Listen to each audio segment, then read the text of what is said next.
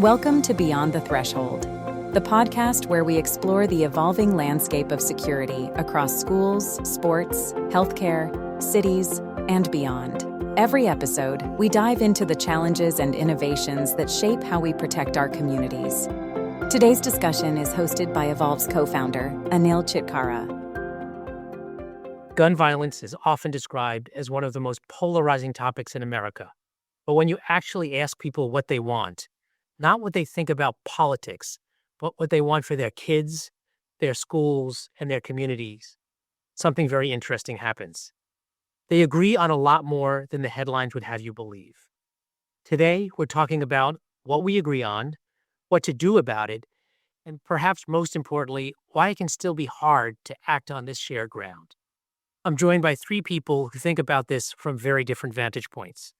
Mary Zost leads campaigns at the Ad Council, including Agree to Agree, and over the past decade has worked on a number of different campaigns across seatbelts, car seats, distracted driving, and more. Jill Amon works on physical safety in schools as part of the Evolve team, and she's also a parent thinking about these questions at home. And Dr. Benjamin Hoffman is a pediatrician and past president of the American Academy of Pediatrics, and importantly, co-author of the 2022 AAP policy statement that reshaped how American pediatrics talks about firearms. Let's get started. I'd love to start with each of you sharing what brought you to this work. Not your bio, not your research work, but why. Mary, let's start with you. First. So, as you just mentioned, gun violence is a pressing issue in this country. It is something that impacts children pretty significantly. So firearm injuries are the leading cause of death for children and teens ages 1 to 17, and they have been for 4 consecutive years. And, you'll obviously hear from Jill and Ben, and I might not have as personal of a connection as they'll share, but I think like so many others in this country, I see and I hear and am impacted by the toll of gun violence on a daily basis. And one of the stories that has come up for this campaign that really sticks with me is of a mother, Julvania McDowell, who lost her 14-year-old son to a firearm injury. And he went to a family's house, he was playing, there was an unsecured firearm, and unfortunately he lost his life. And stories like that are heartbreaking, and they are far too common. They're far too common for the families and communities that experience them, and they're also preventable if we start having conversations about gun safety. So that's what really brought me and continues to bring me to this work. And I think, we say here at the Ad Council that solving this crisis is going to take 1,000 acts, both large and small, but we all have a role to play to do our part to help keep our homes and our communities safer. Thank you, Mary. Very, very helpful. And those specific stories are deeply touching and drive us to do what we need to do. But Jill, how about you? What brought you to this work on gun violence and gun violence prevention? Sure. I'm immediately transported to November of 2021, where I was working as an assistant superintendent in Southeast Michigan. And really, the worst happened to us. We experienced a mass casualty incident on our campus, a shooting where a student with significant mental health issues took 4 of his classmates' lives and shot 7 others, including a teacher colleague of mine who survived. So I became sort of glaringly aware of the gun violence epidemic right in my own space, my professional space, and my personal space. I lived and worked in that community for about 12 years at the time. So as a mother of 4 kids myself, I just feel like I need to do some things, take some amount of responsibility to help with this gun violence epidemic so that my kids aren't experiencing the same things that the students did in the district I was working. Thank you, Jill. Another tragic story, but hopefully there's some good that's going to come out of it, and that's what we'll talk about today. And Dr. Hoffman, how about you? What brought you to this area? So my first job out after pediatric residency was with the Indian Health Service on an outpatient, and I had several experiences that got me really woken to the idea to the impact of unintentional injury on children. And at that time, motor vehicle crashes, car crashes, were the single leading cause of death for kids. And I got engaged with the American Academy of Pediatrics to work in the space around injury prevention. And then in 2018, the lines crossed, and firearms became the single leading cause of death for children. I had never really gotten into firearm injury prevention, mostly because because it can be hard. It's challenging and controversial. Everybody can agree, even 30 years ago, on child passenger safety and car seats and seat belts. Guns are hard. I remember as a resident taking care of having to take care of a 6-year-old boy who had accessed a firearm unintentionally and shot himself. And I was the one, as the pediatrician in the hospital, who had to go and tell the parents. In several years ago, I lost one of my own patients who was not even in middle school yet, to firearm suicide. And I've just seen too much.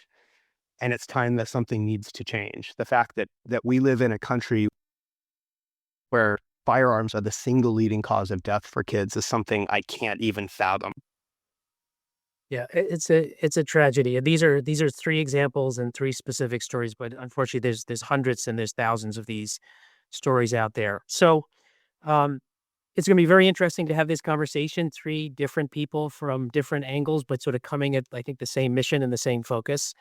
So let's turn to the Agree to Agree campaign. Mary, the Ad Council and you have done a lot of work around this, done a lot of research. I've seen some of it. It's really tremendous. Can you just describe it? What is the Agree to Agree campaign, and what in particular was surprising to you or unexpected? Course. Yeah. So let's start with the Ad Council. So the Ad Council has an 80+ year track record of moving the needle on some of America's most pressing issues. And we have done that through kind of a tried and true method of issue and scalable behavior change that focuses on individual nonpartisan actions. So think of things like seatbelt safety, like we were talking about earlier, things like distracted driving prevention. Those are issues where it's really important to move the needle. And we think of that the same way that we're thinking about gun violence prevention. So what we've really seen here is an opportunity to make a difference, and we're proud to use the relationships and the channels that we have to bring urgent attention to those tangible and nonpartisan actions that we want folks to take. And I think it's exactly what Ben was mentioning, right? Many people consider talking about this issue to be very challenging. They consider it a highly divisive topic. They think they're going to start an argument or a disagreement. And so it's easier for them to say, agree to disagree and walk away. But what we know is that that stops the conversation. And what we really wanted to do is start the conversation. And so some of the research that I think has been so interesting in this work is that we can agree on a lot more than we think when it comes to gun violence, especially when you center children at the center of this crisis. And so one of the statistics that we often go back to is that 8 in 10 Americans actually agree that having productive conversations can help prevent firearm injury and death among children and teens. And so that's really a high level of agreement. So when you look at it, we can all agree that our shared spaces, like our schools, like our hospitals, our homes, and our communities, should be safe from firearm violence. And so that is what Agree to Agree as a platform and a campaign is really rooted in. It's rooted in the common ground that we already share, and we're unifying healthcare, business, and advertising leaders across the country, regardless of background, to bring urgent attention to the things that we want people to do, which is really start a conversation. And to date, what we've done is really focused on different resources for different folks. So we have resources for parents. We also have resources for healthcare professionals who are having these conversations in hospital and clinical settings. Yeah, it's interesting, Mary. As I have learned more and more about the Agree to Agree campaign, there's some interesting parallels that really hit home for me. And it seems like, as you described, it's about normalizing the conversation. Let's focus on firearm safety. And I think, tying it to kids and kid safety, and certainly what Dr. Hoffman was talking about the, that is the firearm violence or gun violence being the largest cause of death among kids is tragic. Um, and it's almost, if we think back decades, about pool safety. You mentioned seatbelts, think about pool safety. These are just very practical um, areas where we can do certain things to mitigate the risk to our kids. And how have you seen that normalization start to unfold as you've been working with this campaign and others out there? Definitely. We are now in our second year, and I think we are seeing some significant early success. So 66% of those who are aware of our campaign PSAs have had a conversation about preventing gun injury and death among children and teens in the past year, compared to 47% who aren't aware. And I think it's exactly what you mentioned. This is another safety conversation that we should be having. So it is positioning this as another question similar to pool safety, similar to allergies, similar to asking about supervision or screen time.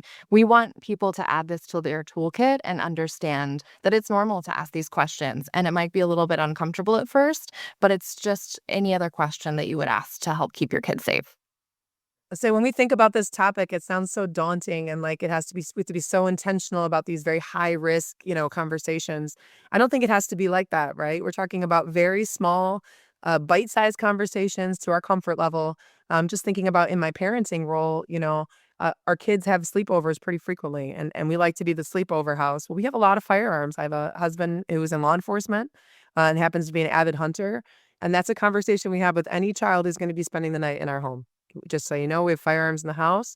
They're locked up. We'll be happy to show them to you if that's helpful. But it's just opening that line of communication and being a little bit vulnerable to have that conversation with my community members and other parents, right? I think it's that small. We can start that small and have those conversations and normalize them. And then I feel like I can ask the same when my child is going to their home as well, right? Yeah, that's interesting, Jill. Just adding this transparency as opposed to opaqueness, right? And I know when my kids were younger, you get similar questions. Are there guns in the house? And I think it was very infrequently asked.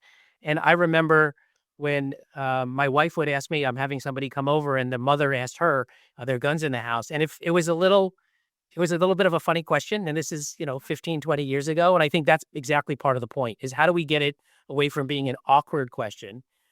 So before we dive into that, Mary, can you just talk through some of the key pillars of the Agree to Agree campaign, and then we'll get into some very practical approaches on how we can individually put it into practice. So, from a pillar standpoint, we're focused on parents, we're focused on healthcare professionals. They're having conversations in different capacities, as you're already starting to hear here. And I think for us, what we really want folks to come away with when they encounter Agree to Agree is that it does not have to be daunting. There are many ways to start this conversation. And there are many ways, if you are a firearm owner, if you don't own firearms, there are different ways to start the conversation, and they still can end in the same place of a shared sense of safety. We all want our kids to be safe. And so that's where we need to start with this and ask folks to have conversations that can keep our homes and our communities safer. So we're asking folks to ask if there's an unlocked gun in the home before a play date, like Jill was just mentioning. She's a firearm owner. And so having that conversation and saying, hey, I have guns in the house, they're stored securely. Let me know if there's anything else I can talk to you about. The normalization of that conversation is huge, and it really makes a difference. We're also asking folks, to talk about secure storage again, like we just mentioned. We're asking folks to understand warning signs and potential signs of crisis. There's a lot of things that we can be doing both in our homes and in our communities just to start these conversations. Right. So, Mary, you were talking a little bit about a set of questions like, are there allergies and other things? These are things that you might hear at the doctor's office, at the pediatrician's office. Dr. Hoffman, how have you seen this being put in practice? How does this actually manifest itself when I bring my child into the doctor and what he or she says to my son or daughter? How is it really coming to life? So I think I start with the principle that that everybody can agree with the statement, no child should ever be hurt by a gun. And that's something that I have employed for a long time before Agree to Agree existed, and part of why I was so excited to see that campaign come forward, because it's something that we know. I live in a state where over half of households have firearms in them. And so there's a better than good chance that when I walk in a room to meet a family or to work with a family, that they come from a home that has firearms in them. By asking the question simply, how are the firearms in your home stored? I lead with, I assume you have them. I assume they're there. We both can agree that your child should not access them without adequate supervision unintentionally. And we go from there. my focus is going to be specifically on secure storage and ensuring that parents and caregivers have access to effective mechanisms to make sure that kids can't get to firearms unsupervised and unintentionally. And I will be 100% honest with you. The only time I have ever gotten pushback have been from families who do not own firearms and will not own firearms, who become insulted or at least surprised that I would think that they had firearms. So it's families who um, are it's families who don't own guns. It's the families who own firearms who are relieved, Yeah. be honest. And I start asking these questions in the newborn nursery at the very first moment that I meet a family, because then it normalizes the expectation that we're going to continue to have these conversations in the same way I'll talk about drowning prevention or safe sleep or safe transportation in motor vehicles. That's really interesting. And the start of your description was fascinating in that about half of the citizens or families in your state might own firearms. And instead of questioning, do they or do they not, assume they do, and then just go right into what's important. I think that's really interesting in a couple of ways. One, it doesn't put somebody on the defensive if they do. It's not about firearm ownership. That's sort of put aside.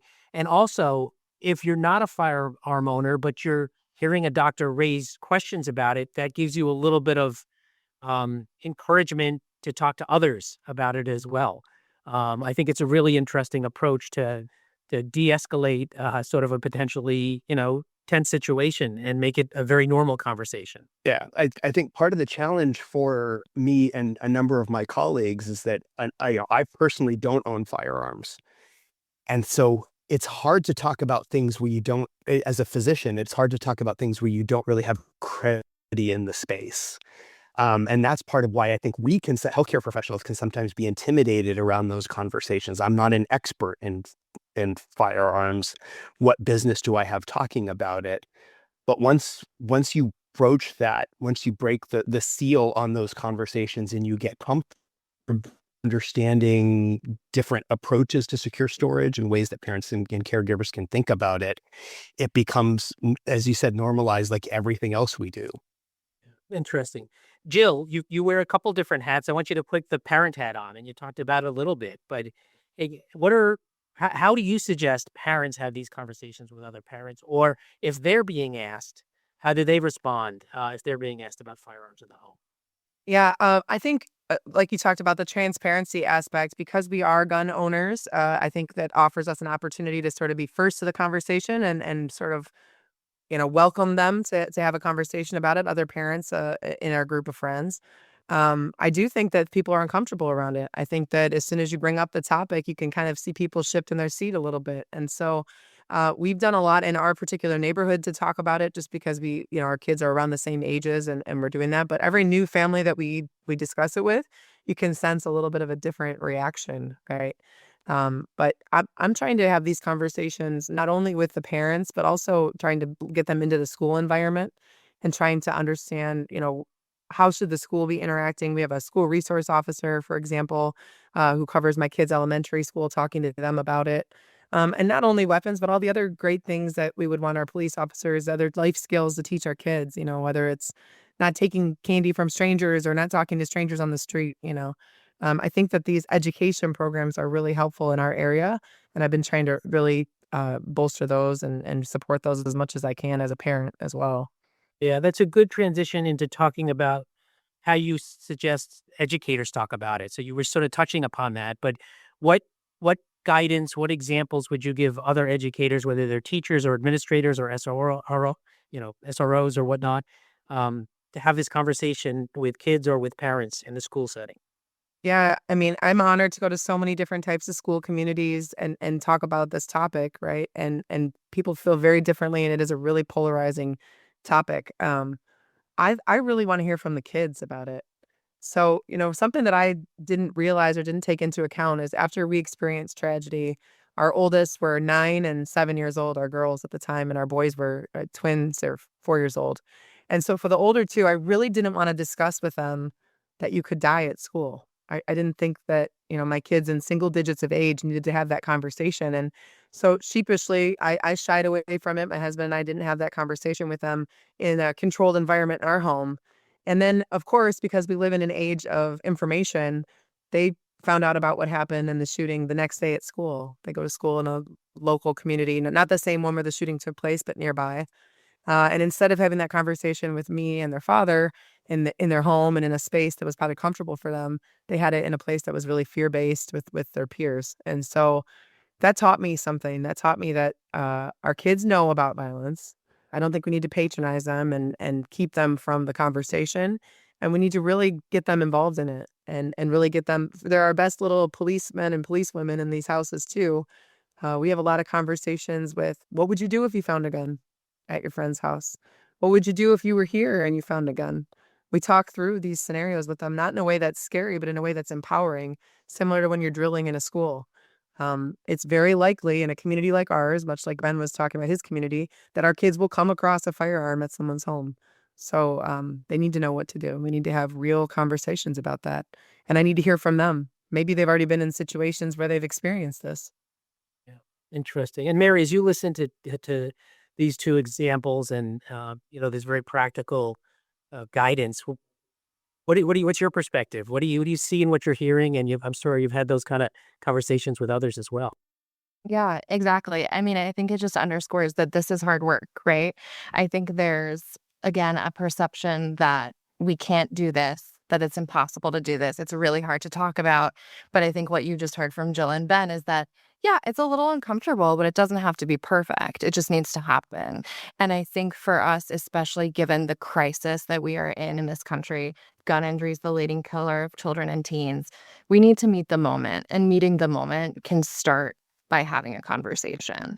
And I think exactly from what we're hearing, there are many reasons why people choose to own guns, don't choose to own guns, but it all comes down to the common ground of wanting to keep our loved ones safe. And if we start from that place, and if we start from a place of respect and no judgment, those conversations can happen, whether it's talking to someone about secure storage in clinic or it's having a conversation with your kids about how they should be thinking about gun safety. Those can really prevent tragedies from happening.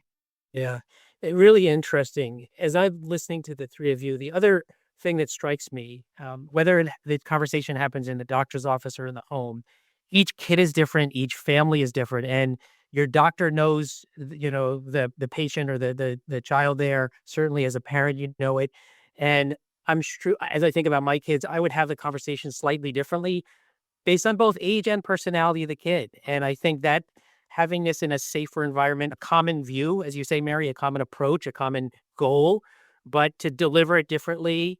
I know some of the tougher conversations with my kids I have in the car with a seat next to me looking forward. So we're not looking at each other. It's an easier way to do it.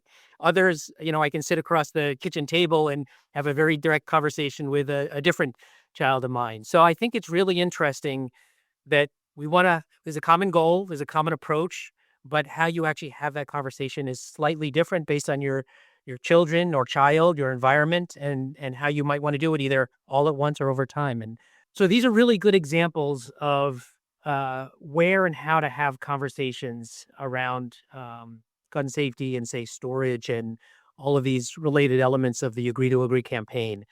But it's not easy. It's not sometimes having a conversation with a certain parent might not be easy. Sometimes it might be, a child having a conversation with a child might not be easy. Um, what I'd like to spend a few minutes on is the hard part of this conversation. Like, when does it get hard? How do we navigate those difficulties? Because again, we all agree on the common goal, and I think there's a lot of agreement that having this conversation is more productive and hopefully keeps people and kids safer. But it's hard. Jill, are there an example or two where it was just a hard conversation or there was a stumbling block or somebody disagreed and you sort of had a way to navigate through it? So after our community experienced gun violence, and I think this is probably common in those communities where tragedy strikes with a weapon, there seems to be a sentiment, sort of a hyper correction, where they want no guns, or there's some level of anti-gun sentiment because of what we've experienced, right?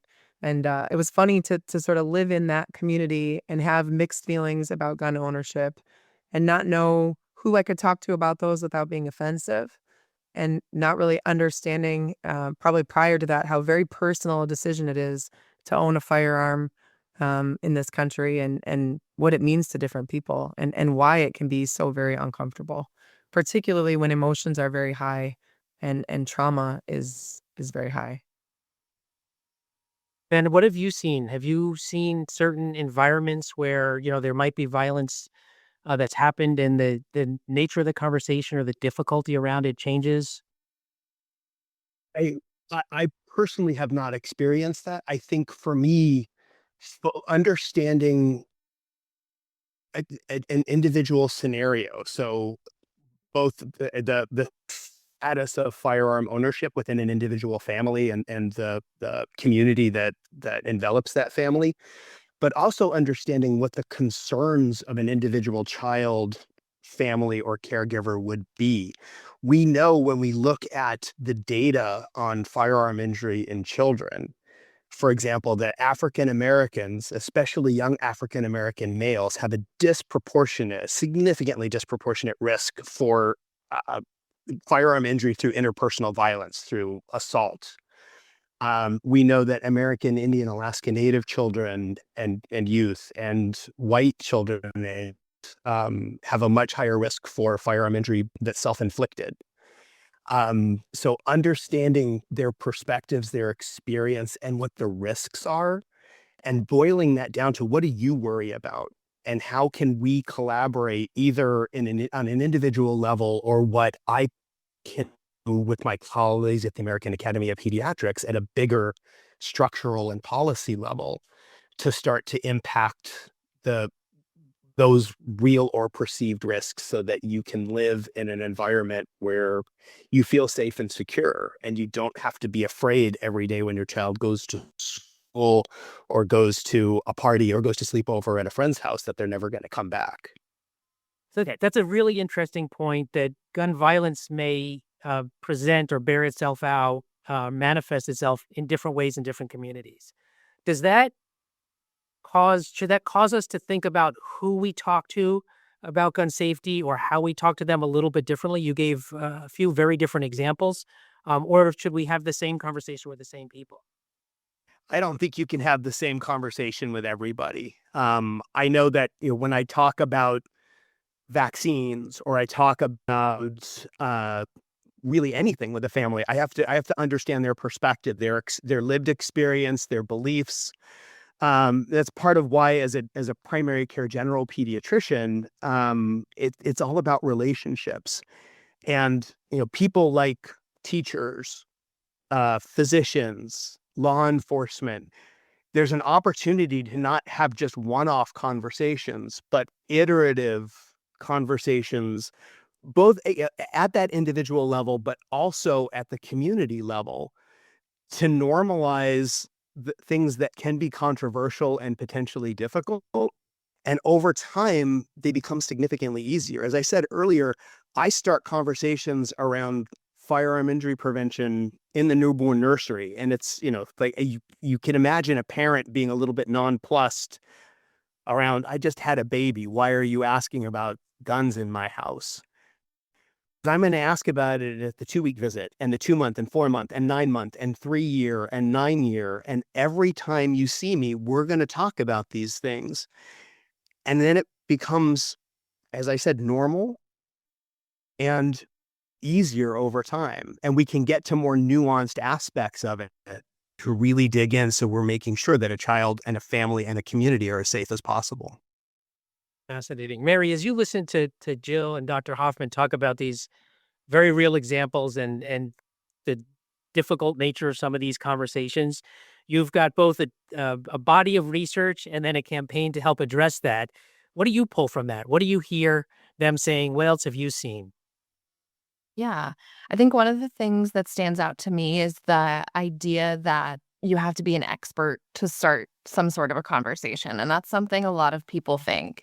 And what we know is that you don't have to be. We did our research and we did it with gun owners, non gun owners, parents, healthcare practitioners, clinicians, family members. And what we know to be true is that, again, we can agree on a lot more than we think. And so we also know that there is agreement on different ways into this conversation. So there's agreement that we should have this conversation, that gun injury shouldn't be the leading cause of death for children and teens. And 80% of Americans in households with gun owners actually agree that practicing safe gun storage would reduce firearm injuries. So whether you are a gun owner or a non-gun owner, there are points of agreement. And I think what stands out to me in particular about what Ben was just sharing is the repetitive nature and how it gets easier. The barrier to entry to start can feel really daunting, and it can feel a little bit insurmountable if you've never done this before. And we've heard that from many, many people, especially parents. And so when you start, again, it doesn't have to be perfect. You just have to start, and coming in from a space where you're kind of honest that you haven't had this conversation before, and maybe it's going to be a little bit awkward, and maybe it's going to be a little bit uncomfortable. And you can say, I've never had this conversation before. I just had a conversation with my pediatrician and they brought this up, and I'd love to have a conversation about it. That starts a cycle where if you are having those conversations when you see your primary care provider, when you see your pediatrician, it can start a broader conversation in your home, and it can start a broader conversation in your community. And I think that's how we see that aggregate change. And that's how we really hope that we'll curb this crisis. It's really interesting. As I listen to you, Mary, that you're literally defining normalization. Anybody should have the conversation. Dr. Hoffman, as he says, should have it at any time. You're right, it's appropriate, but then many times maybe is a better way to say it. And that literally is how to normalize this. It's been really interesting to listen to the three of you in terms of what's been done, what the campaign is, and some examples and very sort of practical approaches. As we look forward, there's more to do. I think there's always more to do to help keep people safe. Mary, as you look forward on the campaigns and what continues in the near term, what do you see? And then I'm really interested to hear Jill and Dr. Hoffman talk about what hope they have, why they're energized by this, and spending their time and effort on it. Yeah. I mean, what makes me hopeful are conversations like today, of course. I think raising awareness is such a huge part of it. Some people still do not know that gun injuries are the leading cause of death for children and teens. So there is a gap in that awareness and the action that we're asking folks to take. So I think that's really important. What we know, too, is that this is just the beginning of the work that the Ad Council is doing. We are tackling this massive and nuanced issue from multiple vantage points over the coming years, again, with the hope to ultimately end this crisis.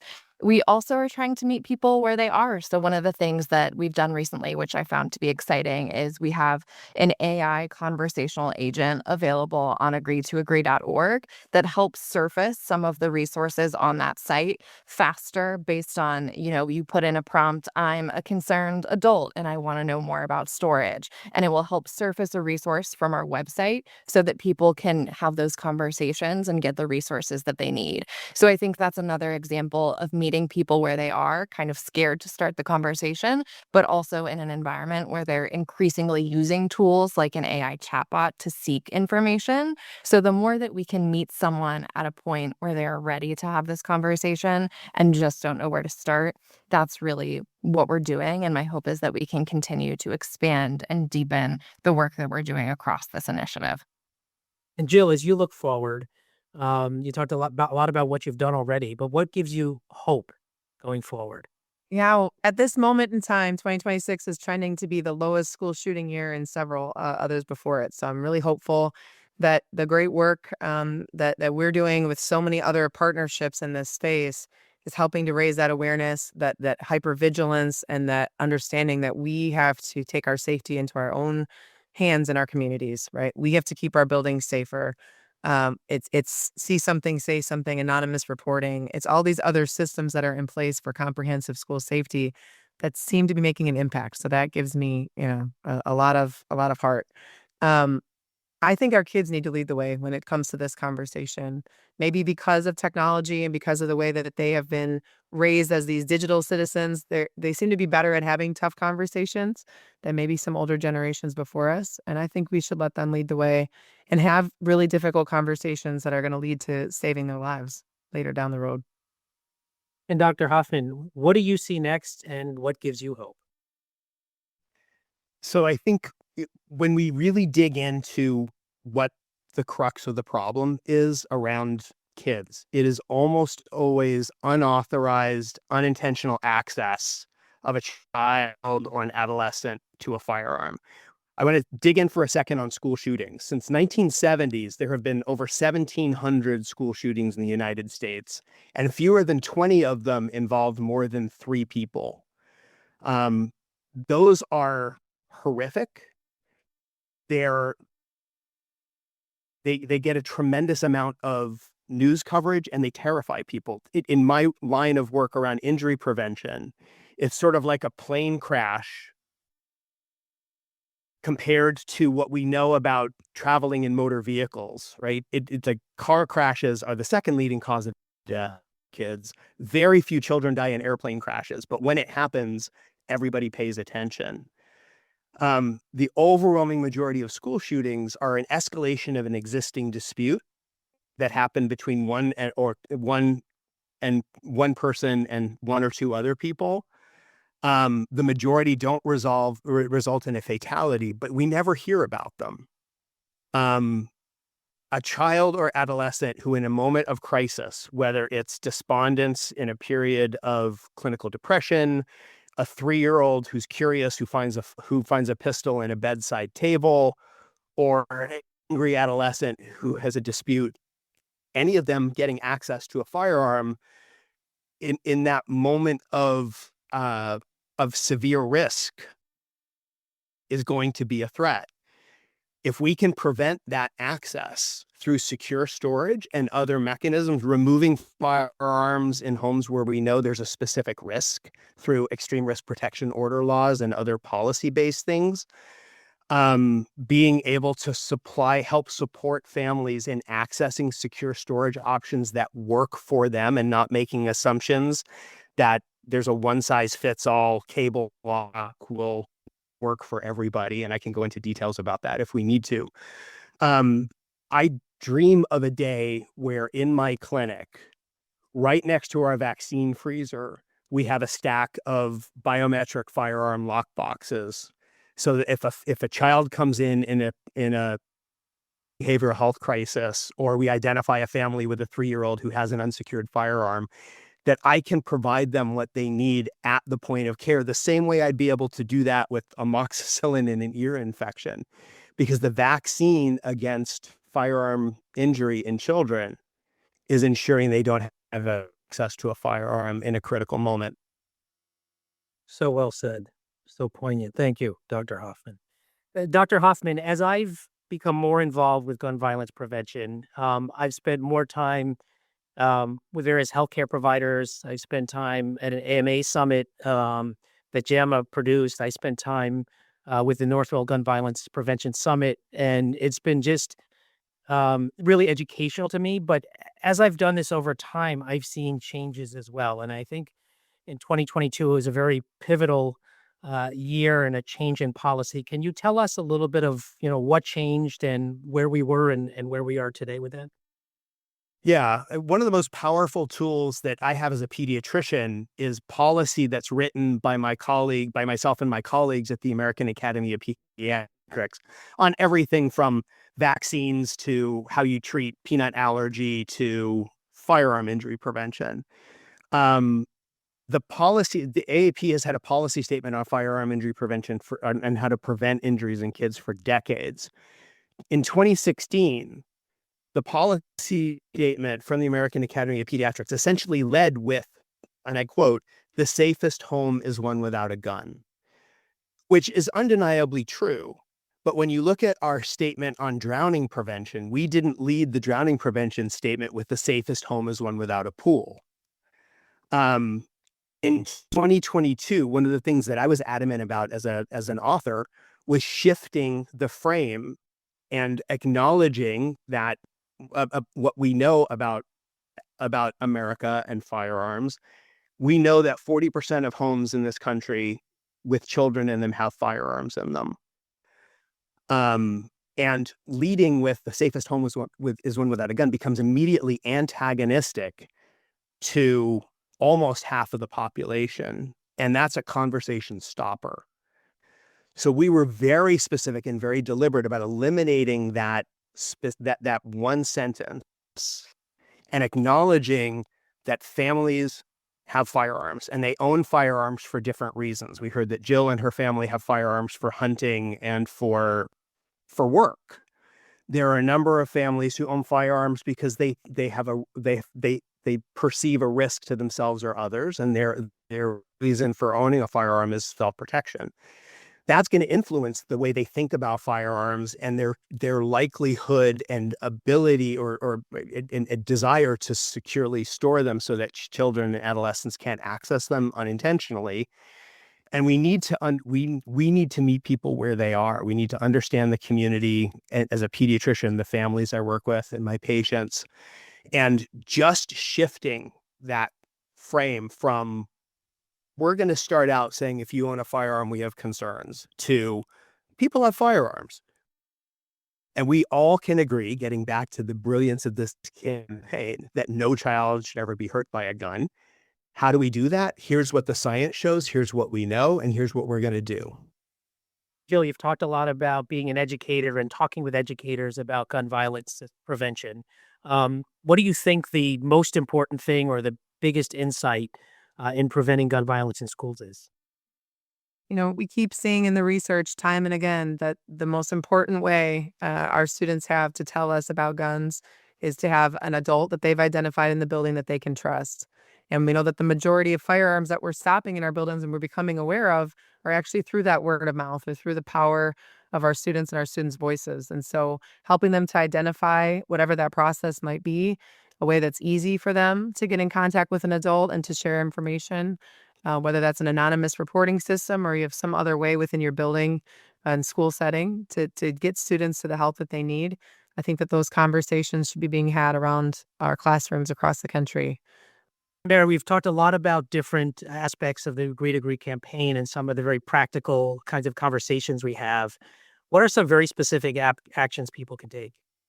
Definitely. I mean, whoever you are, whether or not you're a parent, gun owner, non-gun owner, a clinician, a coach, someone at school, we all want to keep our kids safe. And so the tangible actions that we're asking folks to take that can help reduce firearm injury and death among children and teens are start having and normalizing conversations about gun violence prevention, learn about secure storage practices, and if you are a firearm owner, secure your guns securely and store your guns securely, and also understand and recognize the warning signs when someone may be in crisis. Those are all important things that we can do, and resources are available to help people understand how to start those conversations and get tips and tools at agreetoagree.org. Dr. Hoffman, we talk about gun violence and gun violence affecting kids. It's the leading cause of death for our children today. Can you give us a little more insight into that and any specific numbers or statistics that help bring some real data to that?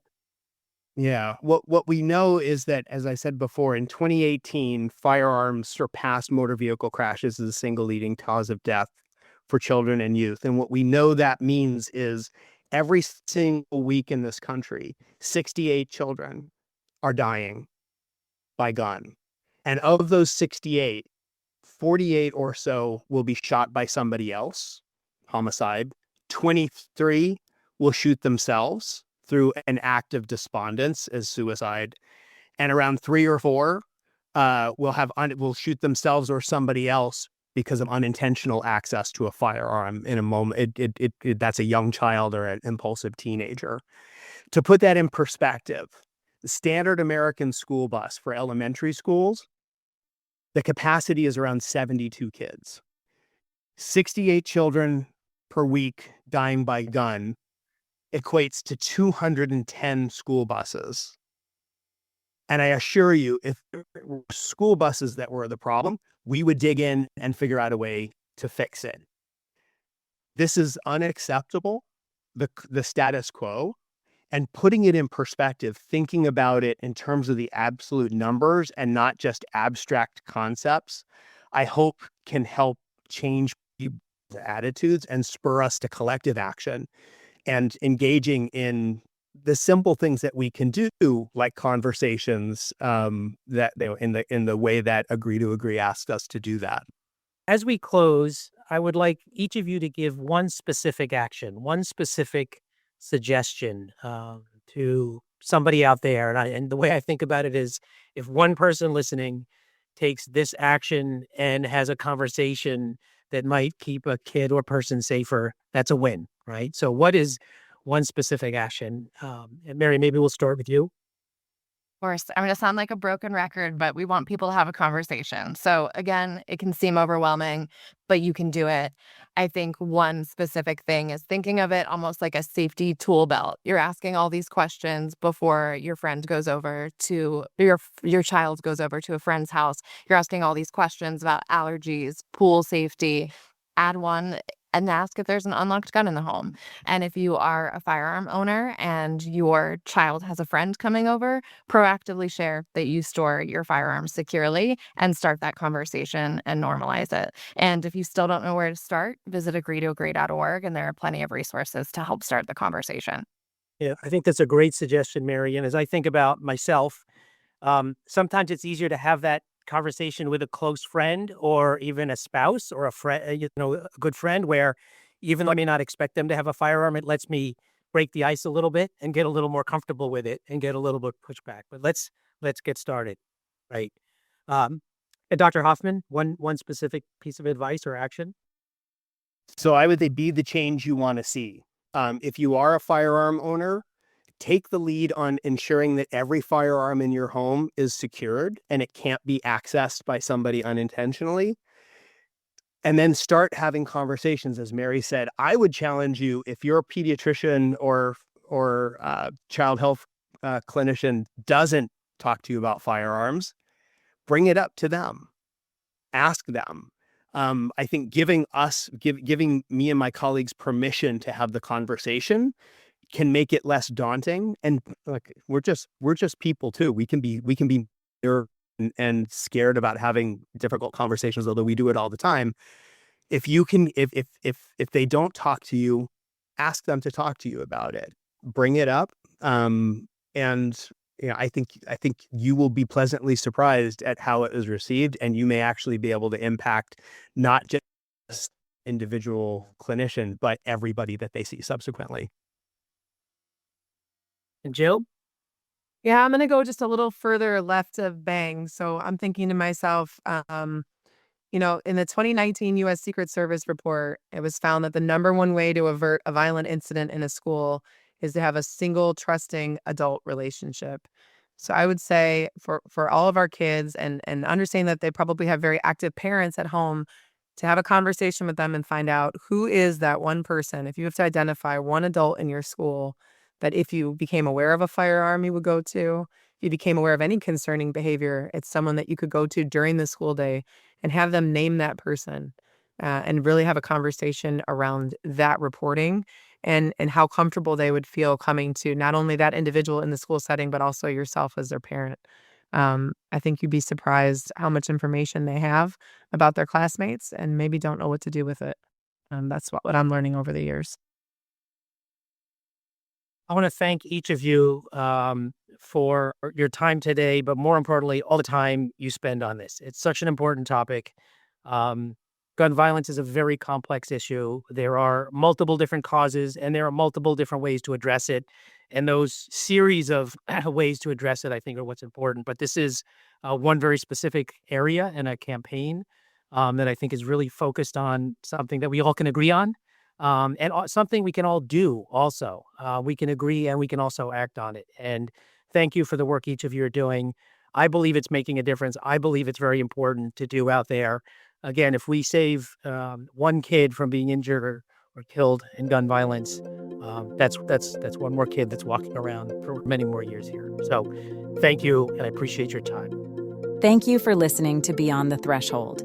If you enjoyed this conversation, be sure to subscribe and share the podcast with others who care about creating safer communities.